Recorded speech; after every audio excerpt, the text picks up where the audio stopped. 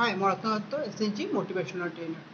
আজি আমি আলোচনা কৰিম যে গোটৰ 10 গৰাকী মহিলাৰ মাজত যদি কোনোবা এগৰাকী মহিলা ওলাব বিচাৰিছে গোটৰ পৰা বা কোনোবা এগৰাকী মহিলাক গোটৰ পৰা ওলাই দিয়া হ'ব, তেনে ক্ষেত্ৰত তোমালোকে প্ৰচিডিংটো কেনেকৈ লিখিবা বা কি কাম কৰিব লাগিব। কাৰণ আমাৰ SHG এটা গোট খোলাৰ পিছত আমি 10 গৰাকী মহিলা মিলি পেলাই এই গোটটো চলাই থাকোঁ। যদি 10 গৰাকী মহিলাৰ মাজত মিল নাথাকে তেন্তে গোটটো কেতিয়াও আগুৱাই লৈ যাব নোৱাৰিম। কাৰণ গোটটো চলাবৰ কাৰণে আমাৰ 10 গৰাকী মহিলাৰ এটা মতামত লৈ পেলাই আমি গোটটো আগুৱাই লৈ যাব লাগিব। কাৰণ SHG ফুল মিনিং হৈছে আত্মসহায়ক গোট, আৰু আত্মসহায়ক গোটৰ মিনিং হৈছে যে আমি নিজে নিজে নিজৰ এটা ব্যক্তিগত উন্নতি কৰিব লাগিব। কিন্তু কেতিয়াবা দেখা গৈছে যে কোনোবা এগৰাকী মহিলাৰ গোটৰ আহি পেলাই কাজিয়াই লগায়, এজনৰ বদনাম আনজনৰ ওচৰত কৰি থাকে, গতিকে তেওঁ গোটটোক বেয়া কৰিব বিচাৰে। তেনে ক্ষেত্ৰত সেই মহিলাগৰাকী যদি গোটৰ পৰা ওলাব বিচৰা হয়, তেতিয়া কি কৰিব লাগিব? তেতিয়া আপোনালোকে এটা প্ৰচিডিং লিখিব লাগিব।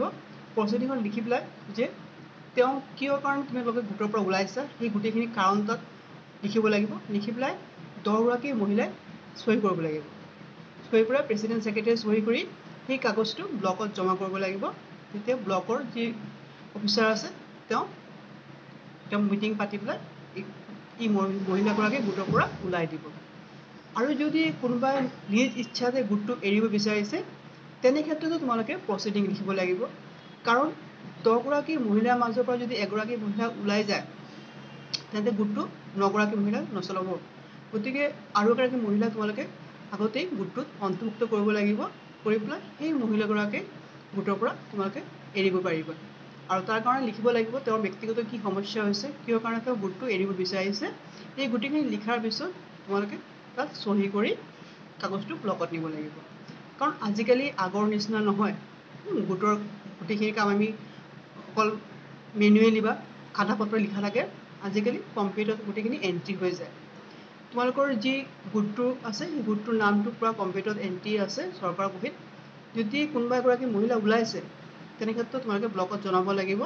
তেতিয়া কম্পিউটাৰত সেই মহিলাগৰাকীৰ নামটো কাটি পেলাই বেলেগ এগৰাকী মহিলাক ইয়াত অন্তৰ্ভুক্ত কৰা হ'ব।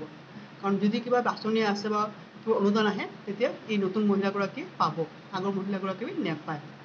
কিছুমানে মোক প্ৰশ্ন সুধিছে, বাইদেউ মোক জোৰ কৰি গোটৰ পৰা ওলাব বিচাৰিছে। তেনে ক্ষেত্ৰত কিন্তু এইটো নহয়, কোনো কাকো জোৰ কৰি গোটৰ পৰা ওলাব নোৱাৰিব যদি তাৰ এগেইনষ্টত কিবা ভাল ডকুমেণ্ট নাথাকে যে তেওঁ গোটৰ কাৰণে বেয়া কাম কৰি আছে। ডকুমেণ্টখিনি ৰেডি কৰি তেতিয়াহে প্ৰচিডিং কৰি তেওঁক ওলাব লাগিব।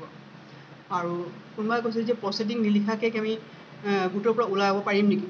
নহ'ব, কাৰণ প্ৰচিডিং লিখিবই লাগিব, মিটিং এটা সভা পাতিবই লাগিব। পাতি পেলাই তাত গোটেইগৰাকী মহিলাই চহী কৰি তেতিয়া গোটৰ পৰা ওলাব পাৰিব।